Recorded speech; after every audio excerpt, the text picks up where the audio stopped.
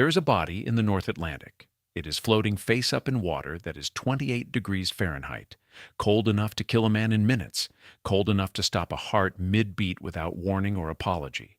The body is dressed in the manner of a man who expected the evening to go differently. A dinner jacket, dress trousers, a white waistcoat still pressed, still holding its shape in the dark water of the ocean. On the wrist, a watch. On the lapel of the jacket, invisible to the sea itself, 3 letters stitched into the lining with the care that expensive tailors give to garments made for men who are important enough to require that kind of care. J.J.A. It is April 22nd, 1912.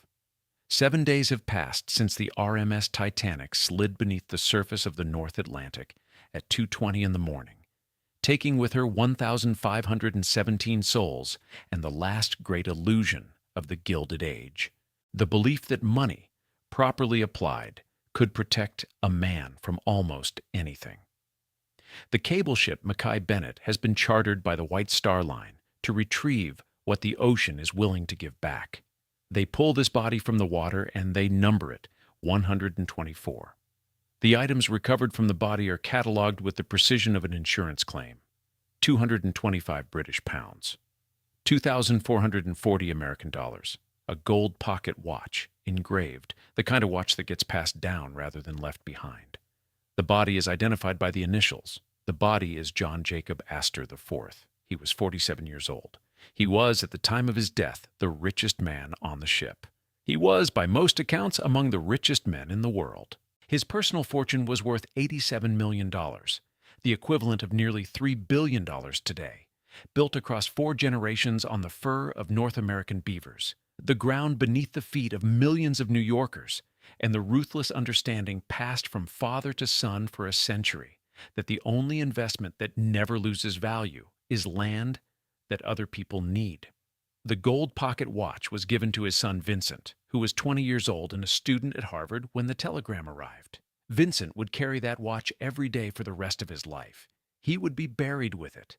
And the Astor Empire, which had survived wars and panics and depressions and the accumulated weight of 4 generations of accumulation, would not survive the century. This is the story of how the greatest real estate dynasty in American history was built, of the man who stood at its peak and the night he disappeared beneath the water, and of the question that has lingered since the morning the body came home from the sea. Was John Jacob Astor IV the man who destroyed the Astor Empire, or was he simply the man who was standing on the deck when it began to shift? Before we go further, wherever in the world you are watching from today, drop your location in the comments below. This community reaches every corner of the globe, and it is always something to see. If you have not yet subscribed, now is a good time, because we tell these stories the way they deserve to be told, completely, without shortcuts, and with the full weight of what actually happened. Hit subscribe, and let us go back to the beginning. New York City, 1848. Act 1. The Butcher's Son. To understand what happened on the night of April 14, 1912, you have to begin not with the ship or the iceberg or the man in the dinner jacket, but with a butcher's son from a village in Germany who arrived in America with nothing and built the foundation on which everything that followed was constructed. Because the nature of the fortune shaped the nature of what it became, and the distance between the man who started it and the man who ended it is the central distance of this entire story. Johann Jacob Astor was born on July 17, 1763, in the German town of Waldorf, near Heidelberg.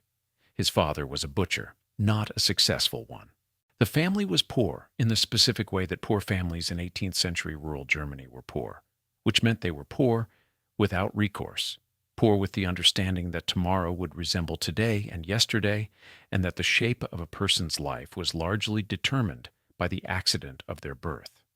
Johann did not accept this. He left Germany at 16 to work with his brother in London, manufacturing musical instruments. He left London at 21 for America, sailing across the Atlantic with a cargo of 7 flutes and an attention that had already begun tilting permanently toward the possibilities of the New World.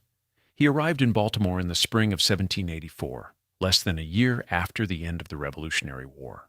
The country was raw and open and full of the specific kind of opportunity that reveals itself only to people who are paying attention to what everyone else is ignoring. Astor was paying attention. On the ship crossing the Atlantic, he had spoken with a fur trader, and the conversation lodged in him the way that genuinely transformative ideas lodge in the minds of people who are ready for them. North America was full of beavers. Europe was full of men who wanted beaver felt hats. Between those two facts was a distance that someone with nerve and no alternatives was perfectly positioned to cross. He started small.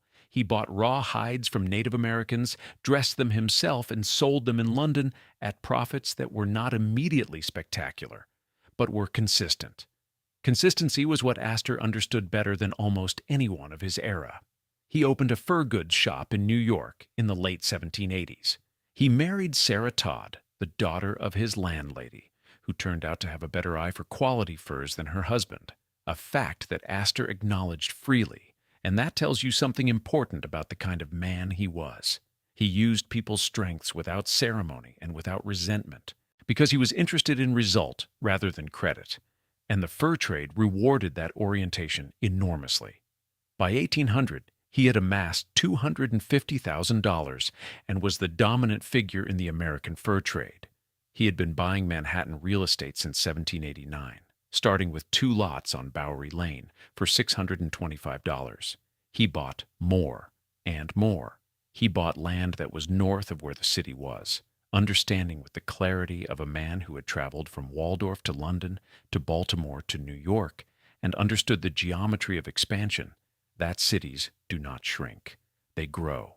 They grow northward on an island, uptown along the avenues, and the land in their path becomes more valuable with every year that passes. He was not in the real estate business. He was in the time business. He was betting correctly that time would do the work for him, and that the only skill required was the patience to wait. In 1803, he bought 70 acres north of the settled city for $25,000. The land ran from Broadway to the Hudson River between 42nd and 46th Streets. 42nd Street and Broadway is today one of the most valuable intersections on the surface of the earth. Astor paid for it in cash and then did almost nothing with it. He did not build on his land. He leased it to others who built on it, and when the leases expired, everything built on the land reverted to Astor. He was not improving the city, he was allowing the city to improve his balance sheet, and the difference between those two activities, though they appear identical from the outside, is the difference between a landlord and a developer, between a man who creates value and a man who collects it. In 1808, he founded the American Fur Company, capitalized at $1 million of his own money, blessed by the federal government, and designed from the beginning to eliminate competition rather than coexist with it. It became the first business monopoly in American history. He established trading posts from the Great Lakes to the Pacific. He traded with China. He exported opium into the Chinese market when the fur profits slowed. He built an empire in the Pacific Northwest that bore his name, Astoria, Oregon, the first American settlement on the Pacific coast, a name the town still carries today. He was not sentimental about how the money was made. He was interested in whether it was made. He sold his interests in the American Fur Company in 1834, sensing the decline of the beaver hat before the market fully confirmed it, and devoted the remainder of his life entirely to Manhattan real estate. He died on March 29, 1848, the richest man in America, with an estate estimated at $20 to $30 million. One in every $100 in America, it was said, ended up in John Jacob Astor's hands. In proportion to the GDP of the United States at the time of his death, this made him one of the wealthiest private individuals in the history of the modern world. His famous last regret, quoted in every account of his life: if he could begin again, he would buy every foot of land on the island of Manhattan. He did not need to. What he had already bought was enough to make the Astor family the landlords of New York for a century. The trust he created in 1834, consisting of 125 parcels of Manhattan real estate, was the first family trust in American history. It was designed to hold the fortune together across generations. It succeeded. It held the fortune together for 70 years, until the last of his grandchildren died in 1919, at which point more than a dozen Astor descendants divided the proceeds. One of them, John Jacob Astor IV, was not among those who divided it. He had been dead for 7 years by then, at the bottom of the North Atlantic, identified by his initials. Act 2. The Landlords of New York. The fortune passed to William Backhouse Astor, who doubled it. From William to his son John Jacob Astor III, who grew it further. And from there into the generation that would bring it to its highest point and its most scrutinized disaster. The Astors did not work for their money in the way that the original John Jacob had worked for it. They collected it. They owned the land beneath buildings they had never designed, maintained, or sometimes even visited, and the buildings that other people built on Astor land. Buildings that housed the working families of New York City in the decades after the Civil War were not the kind of buildings that a family eating from 40-piece gold table settings would have been comfortable acknowledging. They were tenements. 5 to 7 stories of brick packed onto 25 by 100-foot lots, 30 families to a building, 1 toilet per floor draining into the street, no windows in the interior rooms, smoke drifting up stairwells from cooking fires below. In 1845, a survey documented what anyone living on Astor land already knew, that 25% of New York's tenement children died within the first year of life. 1/3 never reached their 5th birthday. The conditions were not hidden. They were mapped and measured and published in newspapers that people across the city read, including people who lived in Fifth Avenue mansions with ballrooms large enough to hold 400 guests. The Astor family did not build these buildings. They owned the land. They leased the land to sublandlords, who built whatever they wished and managed as they liked, and when the leases expired, the buildings reverted to the Astors along with the rent receipts and the pestilence and the dead children and the convenient legal insulation of a business structure that allowed the wealthiest family in America to say, truthfully, that the buildings were not theirs. The Astors owned the land, not the misery, just the land. William Backhouse Astor, stung by accusations that could not be entirely deflected, renovated some of the older tenements in gestures that were more public relations than transformation. He was called the Landlord of New York City, a title that was not entirely a compliment. His son John Jacob Astor III made substantial gifts to the Metropolitan Museum of Art and to the New York Public Library, whose main branch on Fifth Avenue was partly funded by Astor money and still stands, guarded by marble lions, as perhaps the most visible legacy of the family's philanthropic instincts.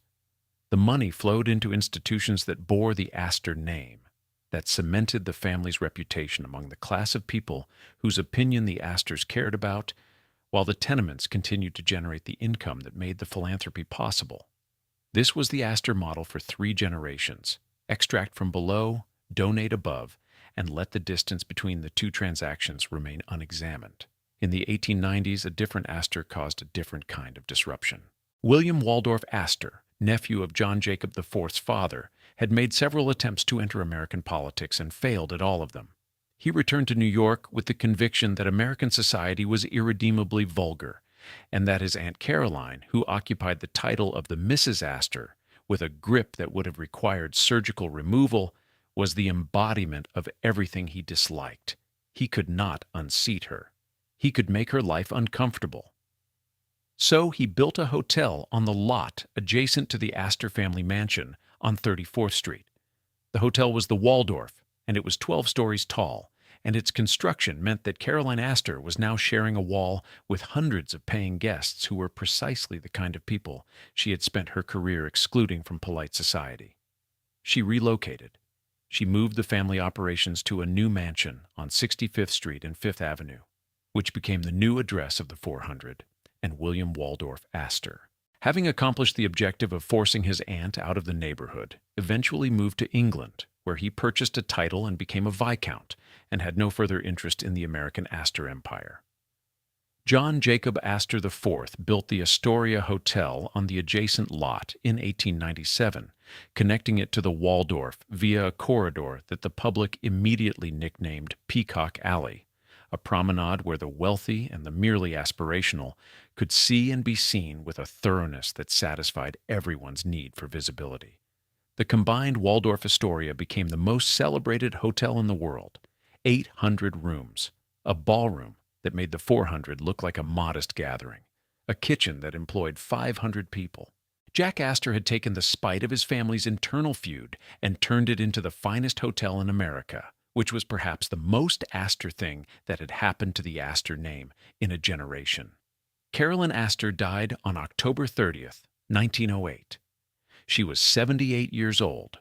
Her mind had been leaving her for several years, and in the last period of her life she had reportedly continued to host imaginary parties in the empty rooms of her Fifth Avenue mansion, receiving guests who were not there, moving through the rituals of the social world she had created long after that world had ceased to gather in the room. After her death, it was said that 3 women together could not fill the social role that one Mrs. Astor had occupied alone. Marion Graves Fish, Teresa Fair Ulrichs, and Alva Belmont attempted the succession collectively and could not approximate the authority that Caroline had exercised alone. The age she had presided over was genuinely gone, and the son she left behind, the only son, the boy who had grown up in the shadow of the most powerful woman in American society, was now in charge of everything the family had built and everything the family had become. His name was John Jacob Astor IV. Everyone who knew him called him Jack. Act 3. The Man at the Peak. There is a version of John Jacob Astor IV that history has difficulty holding on to because the version that survives is the one that was on the deck of the Titanic, calm, aristocratic, helping his young wife into a lifeboat while the ship tilted beneath him. That image is real, but the man who produced it was more complicated and more interesting than the image allows, and understanding him requires stepping back from the iceberg and looking at the 47 years that preceded it. He was born on July 13, 1864, at Ferncliff, the Astor country estate in Rhinebeck, New York, Hudson Valley land that the family had held for generations. He was educated at St. Paul's School in Concord, New Hampshire, and then at Harvard, where he absorbed the manners and the networks that Harvard existed to provide to the sons of American dynasties. He was the only son of Caroline Schermerhorn Astor, which meant that from the moment of his birth he was not a person so much as a succession, the vessel into which the accumulated weight of 4 generations of Astor wealth and reputation was being poured, whether he wanted it or not. He returned from travels in Europe after Harvard and took up the management of the family's real estate holdings, with a competence that surprised those who expected an heir to be merely decorative. He was not merely decorative. He was a genuinely curious man who happened to have been born with almost unlimited resources for pursuing his curiosity, and he pursued it in directions that the Gilded Age rarely produced from its wealthy sons. In 1894, he published a novel, not a society memoir, not a gentleman's collection of sporting essays, but a work of science fiction titled A Journey in Other Worlds, a romance of the future set in the year 2000 and imagining what life might look like on Saturn and Jupiter. The book predicted a worldwide telephone network, the harnessing of solar and wind power, and the expanded use of vaccination. It was not a masterpiece, but it was a genuine attempt, by a man with every reason to be intellectually lazy, to think seriously about what the future might contain. Alongside the novel, he held patents, a bicycle brake, a pneumatic device for improving macadam roads, and contributions to the development of the turbine engine. He was a patent-holding inventor who could have spent his entire life on a yacht and chose instead to spend part of it in a workshop. This is not a detail that tends to survive the Titanic story. It should. He built hotels that shaped the physical face of New York. The Astoria in 1897 combined with the Waldorf into the Waldorf-Astoria. The St. Regis on 55th Street and Fifth Avenue, which some considered the finest hotel in the city. The Knickerbocker at 42nd Street and Broadway, at the very intersection his great-great-grandfather had purchased for $25,000. He was building upward from the original investment, adding altitude to what the original had merely held. He served on the boards of major American corporations. He maintained the family's real estate operations with a professionalism that the estate demanded. He was, by any reasonable measure of what a man in his position was expected to do, doing it. He served in the Spanish-American War in 1898, not merely as a figurehead, but as a genuine participant. He personally financed a volunteer artillery unit, the Astor Battery, which served in the Philippines. He was appointed a lieutenant colonel and served on the staff of Major General William Shafter in Cuba during the Santiago campaign. He was later given a brevet promotion to colonel in recognition of his service. He allowed his yacht to be used by the government during the conflict. These were not the actions of a man performing patriotism for an audience. These were the actions of a man who wanted to go somewhere that his name could not reach him, somewhere that what he did mattered more than who he was. His mother died in 1908. His marriage to Ava Lowell Willing, which had begun in 1891 with all the social approval that a union between two old-money families could generate, ended in divorce in 1909, filling newspaper columns with the particular satisfaction that the press reserves for the falls of the prominent. The marriage had been cold for years. Ava would later tell a friend that she had always found her husband physically repulsive, a statement that does not recommend the union, and that raises the question of why it lasted 18 years. The answer is the same answer that explains most marriages of that kind, in that era, in that social world. Because the alternative was the scandal that eventually came anyway, and the scandal of divorce was in 1909 still significant enough to make the cold of the marriage feel preferable, right up until it wasn't. He was 45 years old. He was the head of the wealthiest family in America. He was recently divorced, recently freed from the social governance of the most powerful woman in New York, and recently returned to the kind of solitude that men of his wealth and age sometimes filled with the worst possible choices. In the summer of 1910 at Bar Harbor, Maine, he met a young woman named Madeline Talmadge Force. She was playing tennis with her sister. She was 17 years old. He was 46. The age gap was 29 years. Madeline Force was a year younger than Astor's own son, Vincent, who was then a student at Harvard and who, upon learning that his father intended to marry this girl, formed an opinion so powerfully negative that it would shape the rest of his life and hers. Madeline Force was a graduate of Miss Spence's school in Manhattan, described by those who knew her as bright, graceful, and popular, the kind of young woman that the society world of her era produced and admired and expected to make the right kind of marriage. The right kind of marriage was not to a 47-year-old recently divorced heir, however enormous his fortune. The Cincinnati Enquirer called the relationship an act of wicked lust. Society columns across the country dissected the arrangement with the gleeful cruelty that the press reserves for the wealthy when they step outside the boundaries that the wealthy themselves have established. Episcopal priests refused to perform the ceremony. They eventually found a Congregationalist minister in Rhode Island willing to officiate. The resulting furor drove the minister from his position within 2 months. He left the ministry entirely. They married on September 9, 1911, in the ballroom at Beechwood, the Astor family's Newport mansion, the very ballroom in which Carolyn Astor had hosted her last great gatherings before her mind began to leave her. Vincent, Astor's son, who despised Madeline with a consistency and intensity that would shape the rest of his life, served as best man. There is something in this image, the young man who hated the marriage standing at its center as the man who must be seen to support it, that captures the precise texture of the Astor family's relationship with its obligations. You performed the role. Whatever you actually felt was your own business. The press continued to circle. The social world that Carolyn Astor had built continued to withhold its approval. Among the few Americans of the socialite class who did not spurn Astor at this time was Margaret Brown, later fictionalized as the unsinkable Molly Brown, who had accompanied the Astors on their travels and who extended towards them the generosity of a woman who had been born outside the social register and felt no obligation to enforce its judgments. The couple did the only sensible thing available to them. They left. They sailed for Europe, then Egypt. They traveled through the Valley of the Kings, nearly lost their pet Airedale Terrier Kitty in the Egyptian desert, spent time in Paris, and moved through the expatriate social world that accepted Americans of means regardless of the controversies they had fled. By early 1912, Madeline was 5 months pregnant. The decision was made that the child would be born in America. They booked passage on the RMS Titanic, first class, parlor suite, the most celebrated ship ever built on her maiden voyage. The unsinkable ship. The modern shipbuilding miracle. Astor was heard to remark, surveying the ship's specifications to a fellow passenger, "She's unsinkable, a modern shipbuilding miracle." He was not alone in this belief. Almost everyone on the ship believed it. Almost everyone on the ship was wrong. Act 4. The Night. April 14th, 1912 was a Sunday.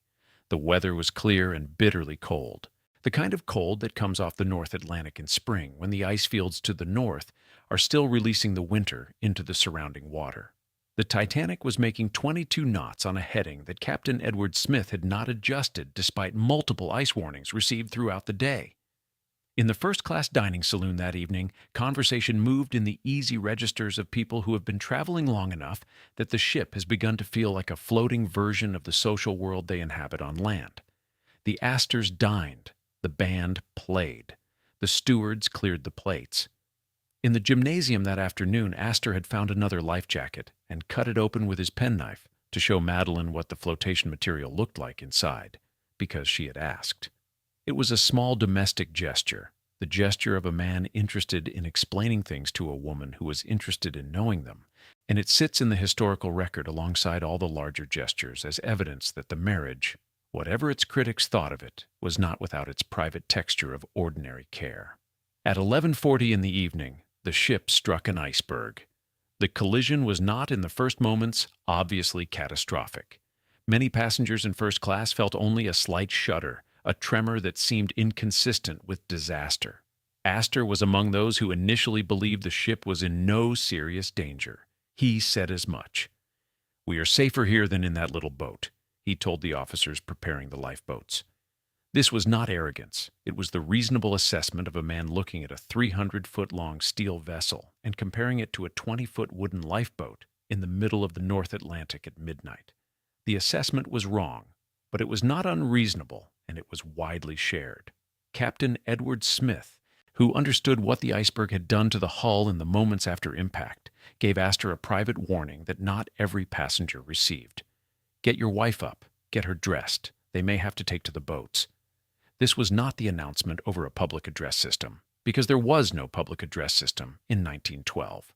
This was a man who understood that the Titanic was sinking, telling another man, quietly, that the evening's plans required revision.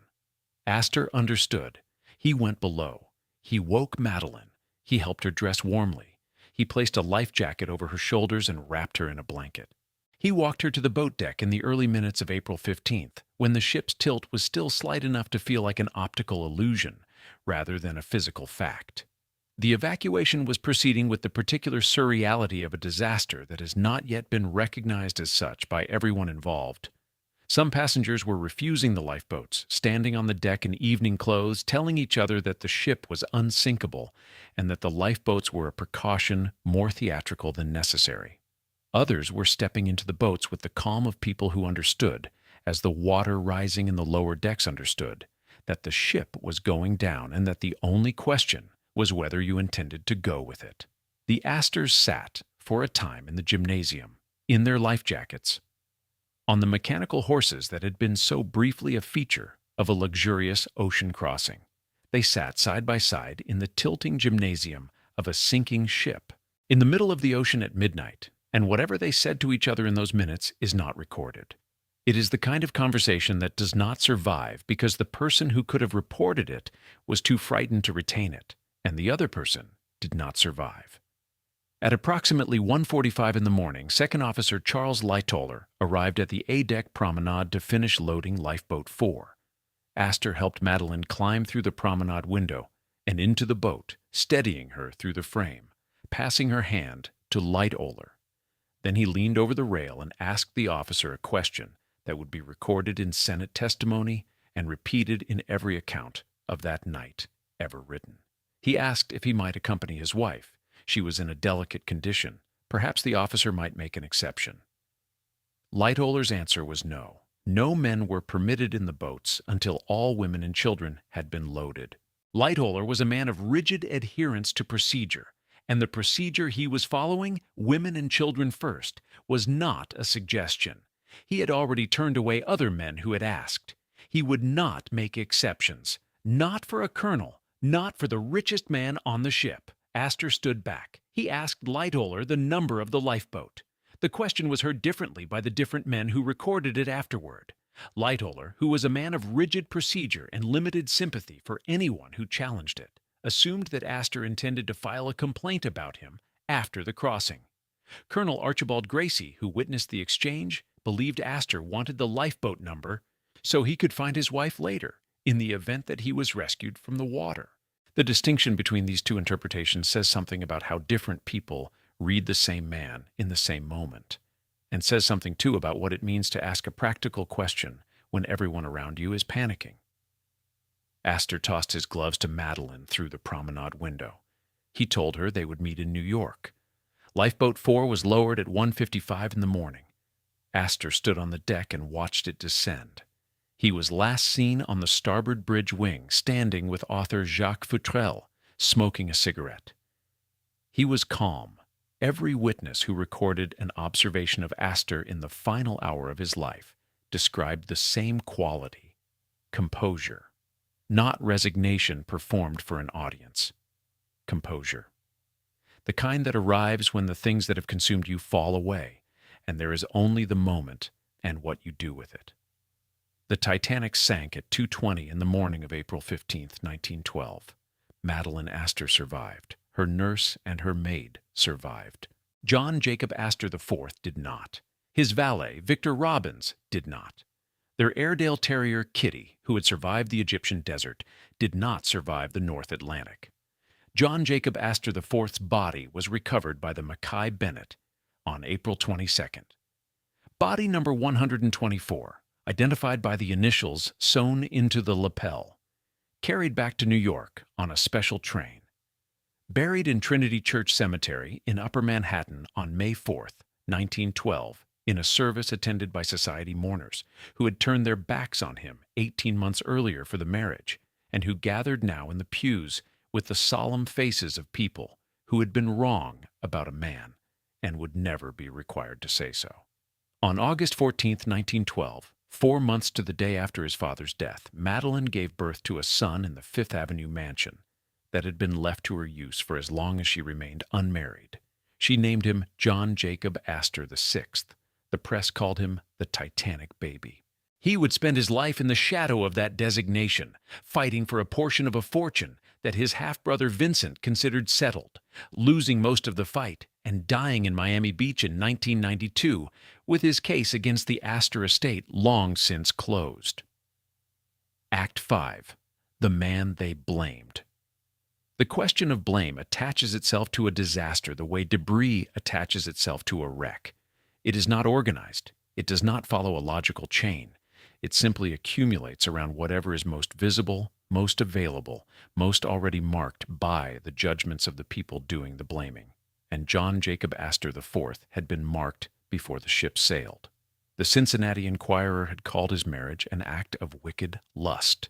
The Episcopal Church had refused to sanction it. The minister who performed the ceremony had been driven from the ministry by the social pressure of those who considered it an offense against propriety.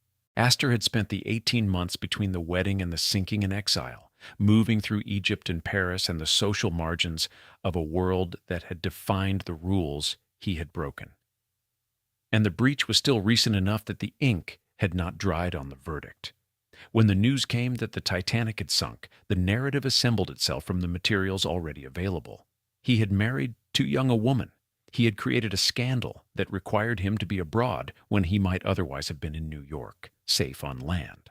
He had booked passage on the Titanic because Madeline's pregnancy created a timeline that left him no choice, and the pregnancy was itself a consequence of the marriage, and the marriage was itself the decision that had made him the subject of the press coverage that had driven him out of the country in the first place. The chain of causation, constructed in retrospect, pointed backward from the iceberg to the wedding in Newport, to the divorce from Ava, and then further back to the character of the man himself, to whatever it was in John Jacob Astor IV that had led him to make the choices that placed him on the wrong ship at the wrong moment. This is the architecture of retrospective blame. It is always coherent. It is always available after the fact to anyone with the patience to construct it. It is rarely fair because fairness requires imagining the decisions as they appeared at the time they were made, rather than as they appear in the light of what followed them. At the time, a man had fallen in love with a woman. The woman happened to be much younger. The social disapproval had been real and painful and had made the marriage harder than it needed to be. But the solution, which was to leave the country while the disapproval subsided, was the solution that most people in his position would have chosen. The pregnancy was not a scandal. The decision to return home was not reckless. The choice of the Titanic was, in April of 1912, the choice of the finest and safest and most celebrated ship ever built. Some of the blame was more specific and more serious.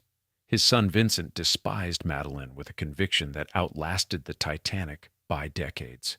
Vincent believed, and would come to say explicitly, that his father had been manipulated, that the marriage had been a mistake of the kind that older men make when they have been freed too recently from one constraint and seized too quickly by the appearance of another. He believed the marriage had weakened the family's social position, damaged the Astor name in the critical years between his grandmother Caroline's death and the moment when the family would need to reconstitute its public image. He carried this belief the way he carried the gold pocket watch, close and with a weight that could be felt in every interaction he had with his stepmother and his half-brother for the rest of his life. There were those who blamed him for being on the ship at all. John Jacob Astor could have survived had he stepped into Lifeboat 7 when given the opportunity early in the evacuation, before the gravity of the situation had fully registered. Fellow passengers noted his presence near that boat and his reluctance to board. His initial assessment that the ship was safer than the lifeboat was later read as the fatal hesitation of a man whose wealth had convinced him that the normal rules of disaster did not apply to him. This reading was not entirely fair. The same hesitation was displayed by dozens of other passengers. But Astor was the richest man aboard, and the richest man is always the easiest target for the accusation of believing himself exempt from consequence. The press that had covered his wedding as a scandal covered his death as a tragedy, without ever quite reconciling the two stories.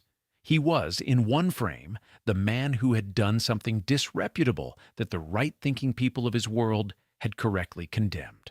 He was, in another frame, a man who had died with composure and dignity, helping his pregnant wife into a lifeboat, refusing to take a spot that might have belonged to a woman, standing on the deck of a sinking ship with the stillness of a man who understood what was happening and chose not to make it worse for anyone around him. Both frames were true. They did not easily coexist. The press managed this problem by treating them as sequential. First the scandal, then the redemption, with the iceberg as the dividing line between the man they had judged and the man they now mourned. The minister who had married them left the ministry. The social world that had condemned the marriage attended the funeral. The son who had despised the marriage inherited the fortune. And the body that the Mackay-Bennett pulled from the North Atlantic was carried back to Trinity Church Cemetery and placed in the family vault near the graves of the men who had built everything that was now, for the first time in 4 generations, in the hands of a 20-year-old who had been sitting in a Harvard lecture hall when his world changed forever. The arithmetic of an empire. Before the story arrives at the air and the end, it is worth pausing on the middle, on the 70 years between the original John Jacob's death and the night the Titanic sank, because those 70 years contain the part of the Astor story that the name itself tends to obscure. The name suggests grandeur. The arithmetic suggests something more complicated. By the 1860s, the Astor family owned somewhere between 700 and several thousand tenement buildings on Manhattan Island. The number is genuinely contested because the lease structure that John Jacob had designed made the accounting deliberately opaque. The Astors owned the land. Sublandlords built the buildings. The sublandlords were responsible for the building's conditions, for the rent collection, for the management of the hundreds of families packed into the brick rectangles that the sublandlords had constructed on Astor ground, because the sublandlords, too, were in the business of extracting whatever the human traffic of New York City's immigrant population could be made to bear. The result was a system of layered extraction that managed to be simultaneously airtight in its legal construction and devastating in its human consequences. The Astors received their ground rent. The sublandlords received their rents from the buildings. The families in the buildings received the buildings. Buildings without heat, without adequate light, without clean water, without the kind of maintenance that the physical deterioration of constant occupancy required. Buildings in which the mortality rate among children in the first years of life was documented in the 1845 survey that alarmed reformers and produced articles in newspapers that people in Fifth Avenue mansions read and discussed and set aside at dinner at 25%. 1 in 4 children born on Astor land in 1845 did not survive the first year. 1/3 did not reach the age of 5. While William Backhouse Astor's daughter-in-law was ordering roses for the dining table, at a cost of $400, while the family's 40-piece settings of pure gold were being polished in the houses that the ground rents paid for, a generation of New York's poorest families was living and dying in the buildings that stood on the Astor land and generated the Astor income and produced the Astor philanthropy that funded the Astor Library on 42nd Street, where the marble lions still stand. This is the moral center of the Astor story, and it is the part of the story that the family's philanthropic reputation has the most interest in obscuring. Not because the philanthropy was insincere. It was not insincere. John Jacob Astor III's gifts to the Metropolitan Museum of Art and to the library were real and substantial and have produced lasting institutions that New Yorkers use every day. The gifts were real. What they cannot be is sufficient. They cannot be sufficient because the source of the money that funded them is the same source as the misery that produced the newspaper articles about the tenement children, and no amount of library construction erases that arithmetic. It only adds to it. John Jacob Astor IV inherited this arithmetic, along with the hotels and the real estate and the gold pocket watch he wore to the dinner table. He inherited it, and he did not fundamentally change it, because the real estate model that the original John Jacob had established was too profitable and too deeply embedded in the family's operations to be dismantled by any single generation of Astors who also intended to remain wealthy. He built the St. Regis and the Knickerbocker. He expanded the holdings. He served on corporate boards and managed the estate with a professionalism that the estate required. And he stood on the deck of a sinking ship in 1912, at the peak of a fortune that his great-great-grandfather had built on the ground, beneath other people's feet, and he was calm. The question of what John Jacob Astor IV understood about the origins of the fortune he managed is not one that the historical record answers clearly. He was educated, he was curious, he wrote science fiction and held patents, and served in a war. He was not a man who was incapable of moral reflection, but he was also a man who had been raised inside the fortune from birth, for whom the tenements and the ground rents and the arithmetic of extraction were the background texture of existence rather than a visible fact that required response. The fish does not notice the water. The Astor did not, for the most part, notice the tenement. This is not an excuse. It is a description of how moral blindness operates at the level of the extremely wealthy, across generations, in ways that individual character can sometimes interrupt, but rarely eliminate. Vincent interrupted it. That is his place in the story. He was the first Astor who looked at the ledgers and felt something that his predecessors had managed not to feel, or had managed to feel without allowing it to alter the fundamental operations of the enterprise. And that interruption, partial and insufficient and accompanied by drinking and difficulty and the gold pocket watch worn every day as a reminder of what the interruption had cost, is the most consequential thing that any Astor, after the first one, ever did. Act 6. The Heir and the End. William Vincent Astor was 20 years old when the telegram arrived. In the hours after, he was the richest young man in America. He had inherited $69 million in cash, along with the St. Regis Hotel, the family's vast Manhattan real estate holdings, the yacht Noma, and the Ferncliff estate in Rhinebeck, where his father had been born 47 years earlier. In today's money, the inheritance was worth approximately $2 billion. He dropped out of Harvard to manage it, carrying his father's gold pocket watch in his pocket from the moment it was handed to him, wearing it every day without explanation, as though the act of wearing it was a kind of accounting, a daily reckoning with what the watch had cost. He was not prepared. This is not a criticism. It is a description of a situation that no 20-year-old could have been prepared for, in which the largest financial responsibility any young man in America carried at that moment was deposited into his hands on the same afternoon that his father's body was recovered from the North Atlantic. He had grown up knowing that he would one day inherit the estate. He had not grown up knowing that the inheritance would arrive before he had finished his education, before he had developed the relationships and the knowledge and the emotional architecture that the management of $1 billion estate required. He arrived at adulthood the way that people who have been handed too much too soon often arrive, underprepared in the ways that matter and overprepared in the ways that do not. He was not his father. He was not his great-great-grandfather. He was something the Astor line had not previously produced, a man who looked at what the family had built and felt alongside the inheritance, something that resembled moral discomfort. He discovered that the Astors were slumlords, not in a technical sense that could be litigated or distanced in an actual sense. The tenements on Astor land, the brick rectangles packed with immigrant families collecting rents that enriched the family while the buildings decayed around their occupants, were documented, real, and now his responsibility. He looked at the ledgers and at the surveys and at what they meant together. And he was not happy about what the arithmetic produced. He sold off properties. He invested in affordable housing. He built a large housing complex in the Bronx designed for families rather than profit margins. He converted rows of old Manhattan brownstones into apartments for working professionals and artists, and he built affordable units on the Lower East Side for working immigrant families.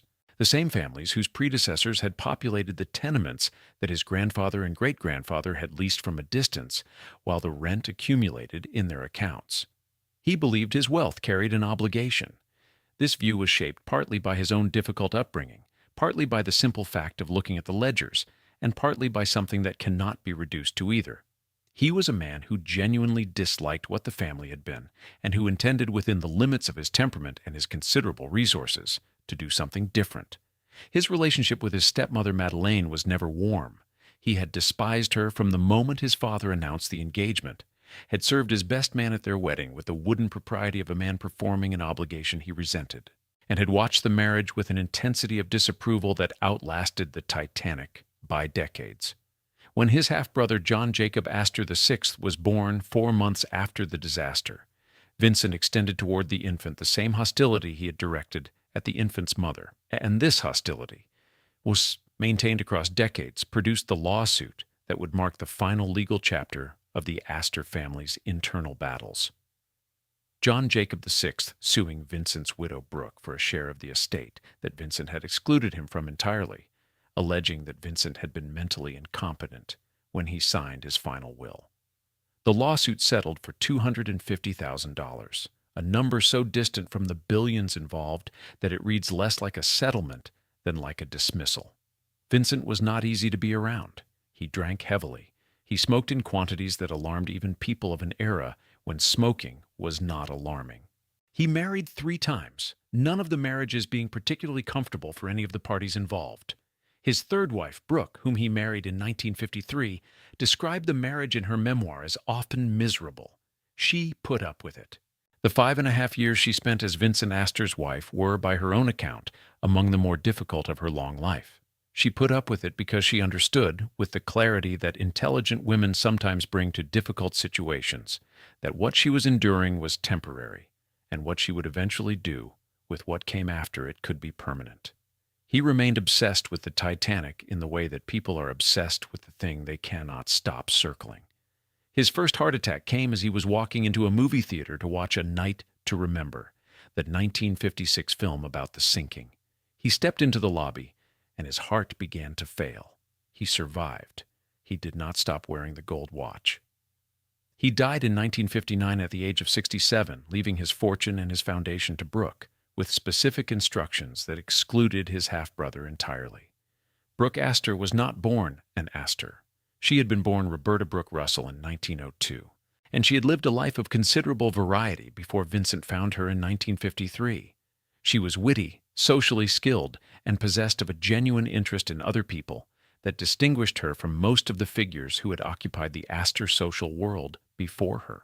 She endured the marriage, she inherited the money, and she spent the next 5 decades doing something that no Astor before her had done with any comparable consistency. She gave it away, carefully and publicly, in ways that built institutions rather than merely named them. She funded the New York Public Library's branches across the 5 boroughs, not just the grand main building on Fifth Avenue, but the neighborhood branches that working families actually used.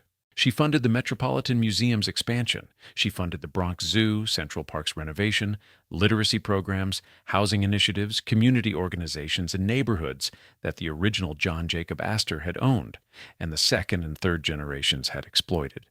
She attended every event. She made every phone call. She showed up in Harlem and the South Bronx and Brooklyn with the genuine engagement of a woman who understood that money given without presence is money given to an abstraction, and that the only philanthropy worth the name is the kind that requires you to actually be in the room with the people it is supposed to help. She became, at an age when most people had retreated from public life entirely, the most celebrated philanthropist in New York, known and loved and photographed and quoted. A 90-year-old woman in a hat and pearls who knew every curator at the Met and every librarian at the branches and every program director at the community organization she funded, and who brought to all of them the same quality that the Astor name had not previously been associated with, the quality of actually caring about the outcome.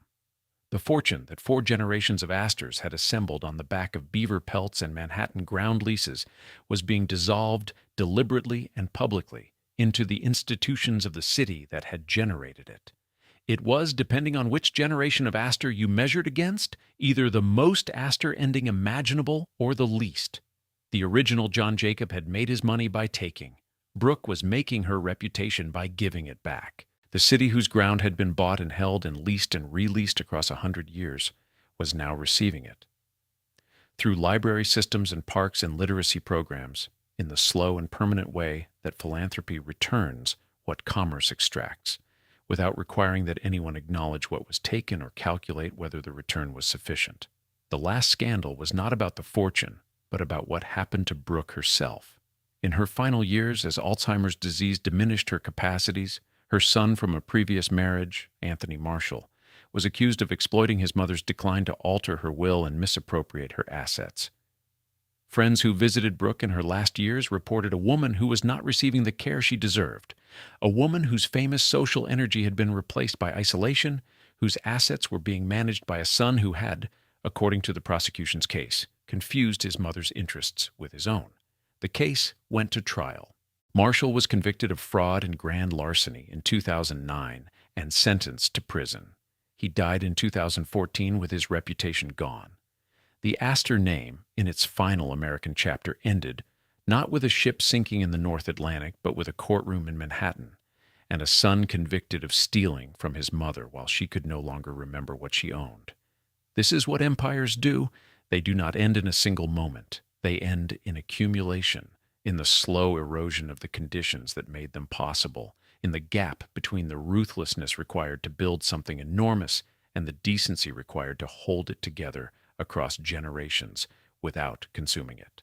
The Astors built an empire that lasted a century and a half.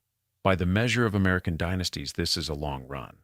By the measure of what was taken to build it and what it cost the people from whom it was taken, the accounting is more complicated than any single vault in any single cemetery can contain. What remains? The Waldorf-Astoria that John Jacob Astor IV built on 34th Street was demolished in 1929 to make way for the Empire State Building. The decision was made with the logic that the original John Jacob would have recognized immediately. The land was worth more than the building on it. The new Waldorf-Astoria rose on Park Avenue at 49th Street, a 47-story Art Deco tower that still stands and still carries the name. It has changed hands multiple times. It is currently owned by a Chinese investment firm, which is the kind of provenance that the original John Jacob Astor, who understood that capital moves toward opportunity, regardless of sentiment and regardless of nationality, would have found entirely unremarkable. The Astor Place subway station in Greenwich Village still exists, still decorated with terracotta beavers, commemorating the origin of the family's fortune in the North American fur trade. The beaver is an unlikely monument. It is also the most accurate one available. Everything the Astor family became, every hotel and tenement and library and lawsuit and gold pocket watch and Titanic ticket and congressional inquiry and courtroom conviction, traces back to a young man from Waldorf who learned on a ship crossing the Atlantic that the forests of North America were full of an animal whose fur Europeans would pay 600% more than its cost to obtain. The beavers in the subway station are not decorative. They are the origin story rendered in terracotta circling the columns of an underground station that most of the people who use it every day regard as simply part of the city, which is exactly what it is. Trinity Church Cemetery in Upper Manhattan holds the Astor family vault. John Jacob Astor I is there, the butcher's son from Waldorf, who arrived in America with 7 flutes and departed with a fortune that one contemporary estimated at 1% of the national GDP. John Jacob Astor IV is there, returned from the North Atlantic, identified by his initials, buried in the company of the men who had made his position possible and whose choices he had inherited along with the money. Madeline Astor is there too, the 18-year-old who climbed through a promenade window into a lifeboat on the night that everything changed, who lived until 1940, who remarried twice, who died at 46 with the Titanic still defining the public understanding of who she was. John Jacob Astor VI, the Titanic baby, born 4 months after his father's death, who spent his life fighting for a portion of a fortune that history had distributed before his birth, who settled for $250,000 and died in Miami Beach in 1992 at the age of 79, lies there too. His son Gregory portrayed his grandfather, Colonel Astor, in a production of Titanic the Musical in April 2012 on the centennial of the sinking. 3 generations after the event, the great-grandson of the man who died in the water was performing the role of his great-grandfather on a stage for an audience that came to see the story because the story had become, 100 years later, simply part of the culture's furniture. Vincent's gold pocket watch, the one pulled from the body in the North Atlantic and carried for 23 years against the pocket of the man who wore it as a daily reckoning with what the Titanic had made him, was given away in 1935, not auctioned, not donated to a museum, given as a christening gift to the infant son of John Jacob Astor, the Fourth's executive secretary. Vincent had carried the watch since April 1912. He gave it away in 1935. What happened between those 2 dates that made the giving possible? What changed in Vincent Astor between the 20-year-old who received the watch from a cable ship's manifest and the 43-year-old who handed it to a child who would grow up without understanding what he had been given? The record does not say. The record says only that he gave it away. The rest is the silence that surrounds the decisions that matter most and are never explained. The question of what the Astor story means depends on what question you bring to it. If the question is about business, the story is about the extraordinary power of patience and land and compound time, about a man who understood in 1803 that buying the ground beneath where people would eventually need to stand was the most durable investment available, and who was right for longer than almost any other investor in American history.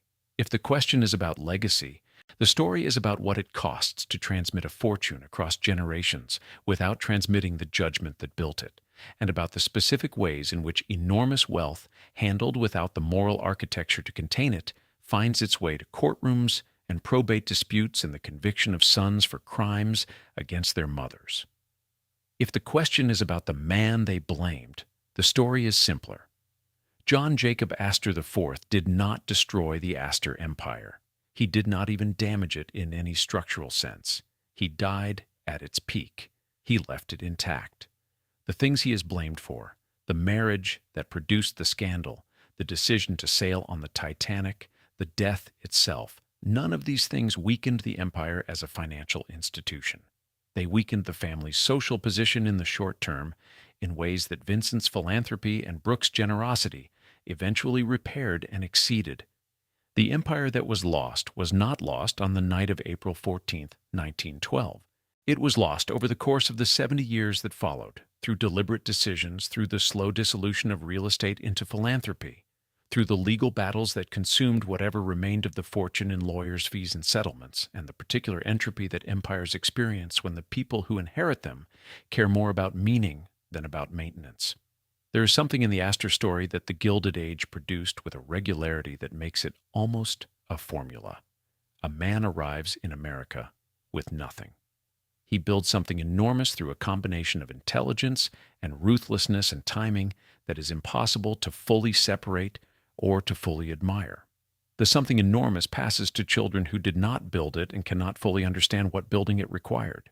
The children pass it to grandchildren who begin to feel, for the first time, the moral weight of the method by which it was assembled.